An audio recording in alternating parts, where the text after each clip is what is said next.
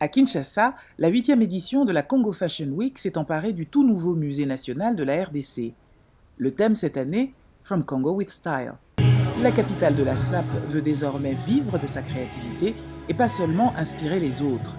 Car comme le rappelle la créatrice de l'événement, Marie-France Idikaï, la mode est une industrie. Le secteur de la mode globalement est évalué à plus de 2400 milliards de dollars. L'Afrique elle-même, elle retient plus de 3 milliards de dollars.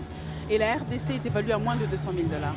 Je pense qu'il est temps qu'on puisse changer les choses, qu'on puisse réécrire cette histoire économique à travers Congo Fashion Week. La scénographie de cette édition convoque la nature, une évidence dans le pays qui compte la deuxième forêt la plus importante au monde et un fleuve parmi les plus longs et les plus profonds au monde. Quant au look, allure statuesque, coiffure empruntée à la tradition, revisitée façon Black Panther, et maquillage sublimant, il marquera certainement plus que des créations restées toutefois assez classiques.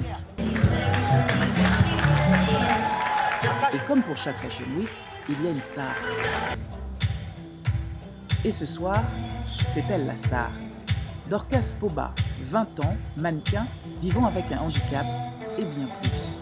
Je suis peintre, j'aime les couleurs, j'aime tout ce qui est art. Donc c'était un rêve pour moi depuis que j'ai commencé les mannequinats en 2017 avec des personnes avec handicap. C'est parce que j'avais bien défilé le jour du casting, j'avais répondu aux critères. Si ce n'était pas pour ça, je pense que je n'allais pas être retenue peut-être. Et pour cause, les 29 stylistes de la Congo Fashion Week se l'arrachent. Et ces passages sont les plus applaudis. Une belle revanche pour la jeune femme, fière d'avoir dépassé ses complexes et prête à conquérir le monde. J'aimerais que les gens soient déterminés, et comme moi, parce que moi je suis déterminée à réussir, à devenir une grande mannequin. Le styliste Zoé Mukendi vit et travaille à Lubumbashi.